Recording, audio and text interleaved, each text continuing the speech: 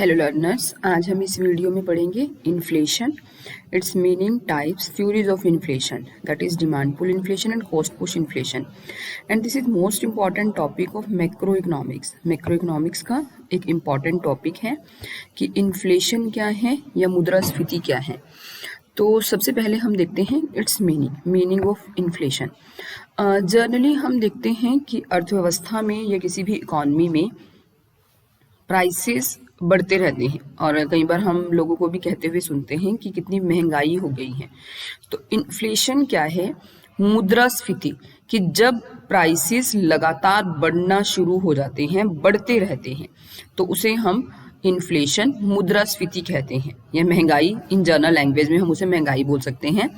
So it is the rate of increase in prices over a given period of time, and inflation is typically a broad measure such as overall increase in prices or the increase in cost of living in a country।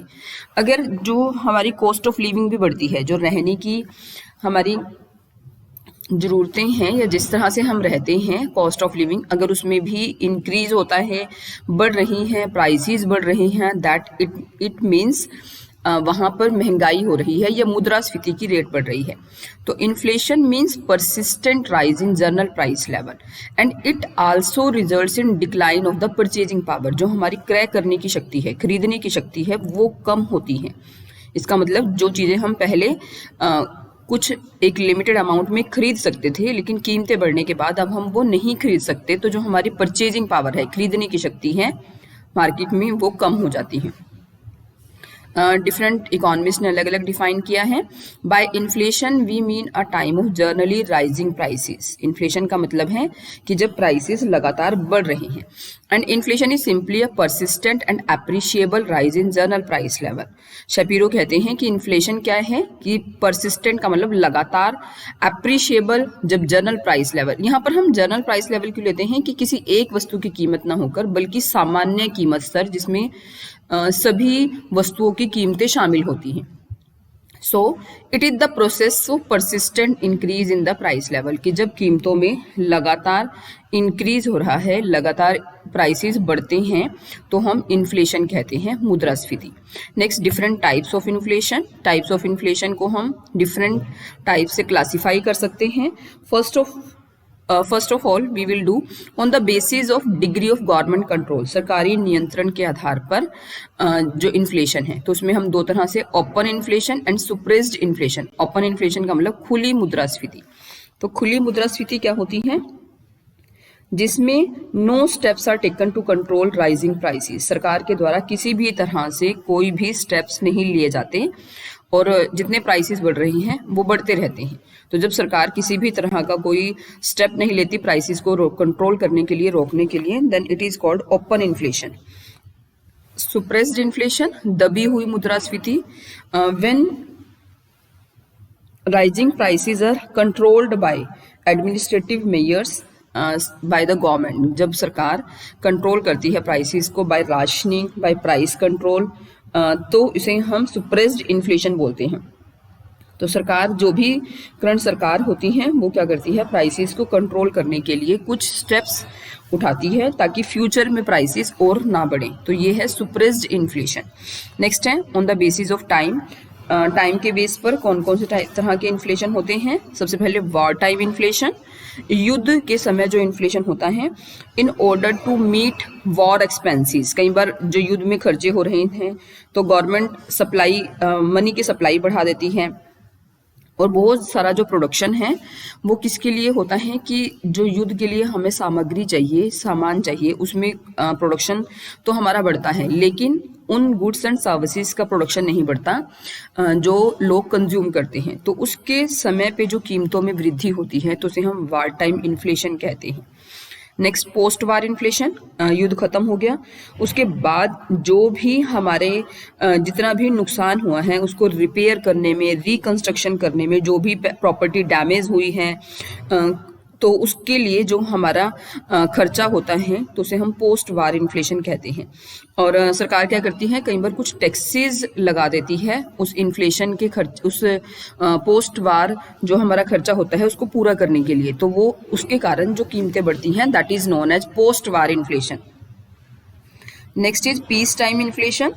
Piece time inflation क्या है कि जब बहुत सारे resources economic planning और economic development के लिए use कर लिए जाते हैं, कि सरकार कुछ डेवलपमेंट के कुछ प्रोजेक्ट्स ला रही है, कुछ प्लानिंग इस तरह से हो रही है कि सरकार को जो रिसोर्सेज है वो प्रोडक्शन किस तरह का करना है, दूसरी तरह का प्रोडक्शन करना है डेवलपमेंट प्रोजेक्ट्स के लिए। तो उस केस में भी जो इन्फ्लेशन है वो इंक्रीज हो सकता है या प्राइसेस इंक्रीज हो सकते हैं। नेक्स्ट हमारे पास है on the basis of rate of inflation. Creeping inflation. Creeping inflation का मतलब कि जिसमें प्राइसेस बहुत धीरे धीरे बढ़ते हैं। क्रीपिंग का मतलब रेंगना। In this situation prices rise very slow. जो प्राइसेस हैं वो बहुत कम धीरे धीरे बढ़ते हैं, और जो इस तरह की इन्फ्लेशन है वो इकॉनमी के लिए बहुत ज़्यादा नुकसानदेह नहीं होती, क्योंकि सभी लोग चाहते हैं कि अगर प्राइसेस बढ़ेंगे तभी जो वो होंगे प्रोड्यूसर होंगे उनके प्रॉफिट्स बढ़ेंगे। तो इस तरह की जो इन्फ्लेशन है वो इकोनॉमी की डेवलपमेंट के लिए भी जरूरी होती है। Walking inflation. वॉकिंग इन्फ्लेशन का मतलब कि जब प्राइस राइज करते हैं लेकिन थोड़ी ज़्यादा रेट से, तो उसे हम वॉकिंग इन्फ्लेशन कहते हैं। जैसे कि 10 सालों में 30 से 40% अगर प्राइसेस बढ़ जाते हैं then it is known as walking inflation. Running का मतलब भागना। जब प्राइसेस बहुत तेजी से भागते हैं, रैपिड इंक्रीज होता है इन prices in very short period, बहुत कम समय में अगर बहुत ज़्यादा प्राइसेस बढ़ जाते हैं then it is called running inflation. जैसे कि 80 से 80 से लेकर 100% तक अगर प्राइसेस इंक्रीज हो जाते हैं ओवर द 10 ईयर्स, 10 सालों में, तो इसका मतलब ऑन एन एवरेज 8 से 10% प्राइसेस अगर एक साल में बढ़ जाते हैं then it is known as running inflation. और इसका जो एडवर्स इफेक्ट है वो पुअर क्लास पर और मिडिल क्लास पर पड़ता है।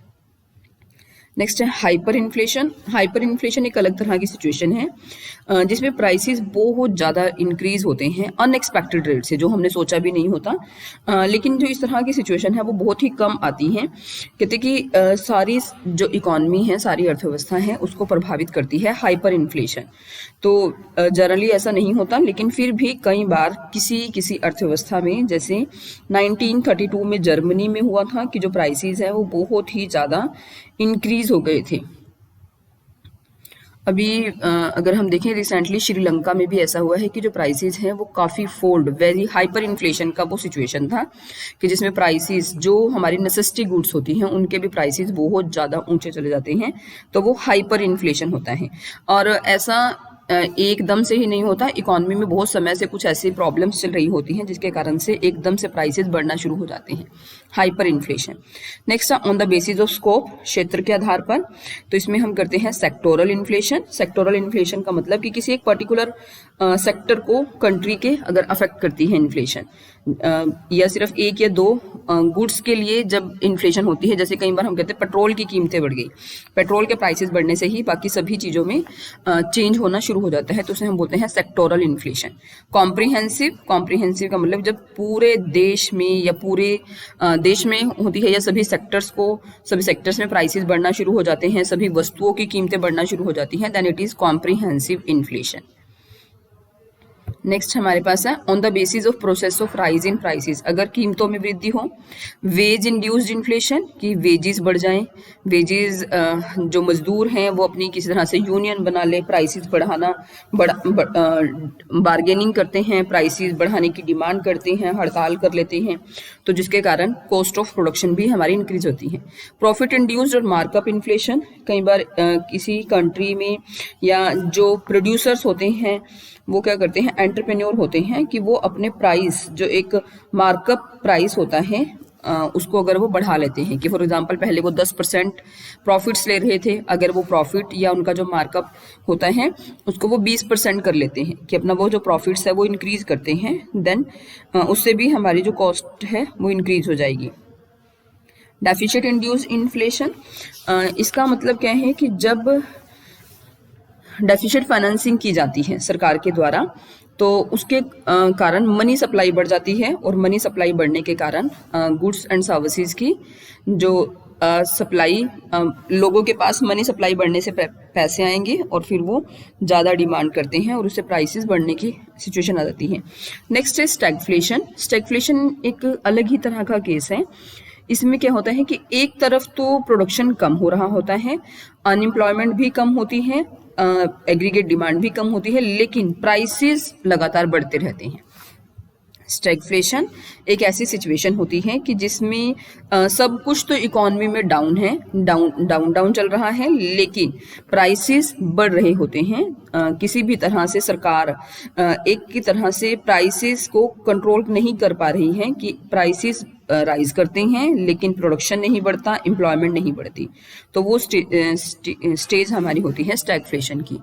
तो these are the different types of inflation. Next हम करते हैं थ्योरीज ऑफ इन्फ्लेशन। इन्फ्लेशन की दो थ्योरीज हैं, demand pull inflation and cost push inflation. एक तो जो मुद्रास्फीति है उसकी दो थ्योरीज हैं। एक तो डिमांड पुल इन्फ्लेशन, इसका मतलब है जो मांग की वजह से इन्फ्लेशन होती है, मांग प्रेरित वृद्धि इन्फ्लेशन मुद्रास्फीति, और कॉस्ट पुश इन्फ्लेशन का मतलब जो लागत के कारण इन्फ्लेशन होती है। तो डिमांड पुल इन्फ्लेशन क्या है कि when the aggregate demand in an economy exceeds the aggregate supply, जब डिमांड अधिक है सप्लाई कम है, तो this is increase in the aggregate demand might occur due to an increase in the money supply बढ़ेगी या इनकम बढ़ेगी, और उसके कारण और the level of public expenditure, लोगों का एक्सपेंडिचर इंक्रीज होगा जिसके कारण वो अधिक मांग करते हैं, और मांग करने से क्या होगा, प्राइसेस बढ़ना शुरू हो जाते हैं। तो inflation as a result of increased money expenditure is called demand pull inflation, कि जब अर्थव्यवस्था में मांग में वृद्धि होने के कारण कीमतें बढ़ती हैं तो उसे हम डिमांड पुल इन्फ्लेशन कहते हैं। और ऐसा क्यों होता है, जब हमारी एग्रीगेट डिमांड एग्रीगेट सप्लाई से अधिक होती है। तो इसे एक डायग्राम के द्वारा देखा जा सकता है। देखो, ओ वाई एक्सिस पर हम प्राइस लेते हैं और ओ एक्स एक्सिस पर हमने क्वांटिटी ली है। अब ये हमारा एग्रीगेट सप्लाई कर्व है, एएस क्या है, एग्रीगेट सप्लाई कर्व, और ये यहाँ से लेकर यहाँ से ये एग्रीगेट सप्लाई कर्व है, और जो डिमांड कर्व है वो एज यूजुअल AD1 AD2। अब देखो, जब फर्स्ट इनिशियल लेवल पर जो डिमांड कर्व है वो हमारा है ए पॉइंट पर इक्विलिब्रियम है, जहाँ पर डिमांड और सप्लाई इक्विलिब्रियम में है, तो OQ क्वांटिटी और OP प्राइस। अब अगर डिमांड इंक्रीज होती है, अगर डिमांड बढ़कर AD1 से AD2 होती है तो प्राइसेस इंक्रीज हो जाते हैं और क्वांटिटी भी इंक्रीज होती है, सप्लाई भी इसका मतलब बढ़ रही है। लेकिन जब ये फुल एम्प्लॉयमेंट का लेवल आ जाता है, इस लेवल के बाद फुल एम्प्लॉयमेंट का लेवल, अगर डिमांड बढ़ती है तो सप्लाई तो बढ़ेगी नहीं, क्योंकि फुल इक्विलिब्रियम की लेवल का सप्लाई है, लेकिन हमारी जो प्राइसेस हैं वो बढ़ते रहते हैं। जैसे कि अगर हम देखें AD3 अगर इस पॉइंट पर हमारे पास है तो हमारी क्वांटिटी सप्लाइड है OQ और प्राइसेस हैं OP3, और अगर डिमांड बढ़ती है तो जितनी डिमांड बढ़ी उतने ही प्राइसेस बढ़ते रहेंगे, और लेकिन हम सप्लाई को नहीं बढ़ा सकते। तो ये हमारे पास केस है डिमांड पुल इन्फ्लेशन। तो डिमांड पुल इन्फ्लेशन क्या है कि जब डिमांड के अधिक होने से मुद्रास्फीति आती है। नेक्स्ट है cost push inflation. Cost push inflation क्या है कि जब लागतें बढ़ती हैं, it is the consequence of rise in cost. In this type of inflation on the one hand prices were rising and on the other production was falling. Production क्यों कम हो रहा होता है, क्योंकि कॉस्ट बढ़ रही हैं, लागतें बढ़ रही हैं। तो इन this situation when aggregate demand is falling but cost of production is rising, inflation that is caused by increase in cost. जो कॉस्ट है, लागतें हैं, वो बढ़ने के कारण अगर अर्थव्यवस्था में मुद्रास्फीति आती है तो उसे हम कॉस्ट पुश इन्फ्लेशन कहते हैं। तो कॉस्ट पुश इन्फ्लेशन क्या है कि अगर लागतें बढ़ रही हैं, और जो लागतें हैं वो क्यों बढ़ती हैं, कई बार मजदूरी की दरें बढ़ गई, वेज इंड्यूस्ड इन्फ्लेशन है, प्रॉफिट बढ़ गए, increase in the rate of profits, और जो हमारे की इनपुट्स होते हैं, रॉ मटेरियल है, अगर उनकी लागतें बढ़ गई हैं, उनकी लागतें बढ़ने के कारण भी कॉस्ट बढ़ती है। Arise in factor prices. Factor prices land, labour, capital, entrepreneur, जो उनके प्राइसेस हैं, leads to rise in total cost of production, consequently a rise in the price level. For example, due to rise in wages in the iron industry, अगर iron industry में wages बढ़ जाती हैं तो उसके कारण बहुत सारी जो थिंग्स जिनमें हम आयरन यूज़ करते हैं उनकी कीमतें बढ़ना शुरू हो जाती हैं। तो ये है कॉस्ट पुश इन्फ्लेशन, जब लागतों में वृद्धि होने के कारण क्या होगा कि अर्थव्यवस्था में मुद्रास्फीति आती है। इसको देखो हम किसी और एग्जांपल से भी कर सकते। फॉर एग्जांपल, अर्थव्यवस्था में कच्चे माल की कीमतें बढ़ती हैं, या फिर ट्रांसपोर्ट की, जो ट्रांसपोर्ट है उसकी कीमतें बढ़ जाती हैं, उसके जो भाड़ा है, रेंट है, उनका बढ़ता है, तो उसके कारण सभी उससे जो संबंधित रिलेटेड गुड्स हैं उनकी कीमतें भी बढ़ना शुरू हो जाएंगी और अर्थव्यवस्था में और अधिक मुद्रास्फीति आती है। तो ये हमारे पास है कॉस्ट पुश इन्फ्लेशन। अब देखो इसमें डिमांड सेम रहेगी, डिमांड सेम रहती है, लेकिन सप्लाई हमारी क्या होती है, सप्लाई पर फर्क पड़ता है। फॉर एग्जांपल, पहले जो इक्विलिब्रियम है वो एफ पॉइंट पर है, जहां पर प्राइसेस, ओपी प्राइसेस और ओ वाई आउटपुट है।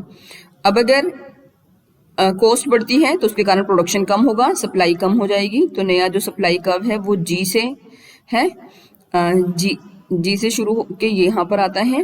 तो इसके कारण जो डिमांड एज यूजुअल D1, तो हमारी जो प्राइसेस हैं बढ़ जाएंगे। अगर और कॉस्ट बढ़ती है तो उसके कारण और प्राइसेस बढ़ेंगे, हमारे कॉस्ट के बढ़ने से सप्लाई कम हो जाएगी और प्राइसेस बढ़ जाएंगे। So this is cost push inflation. तो हमने इसमें किया कि इन्फ्लेशन क्या है, मुद्रास्फीति क्या है, उसके डिफरेंट टाइप्स क्या हैं, और नेक्स्ट हमने की theories of inflation, that is demand pull inflation and cost push inflation. I hope आपको समझ आया होगा। So thank you, thanks for watching this video, thank you.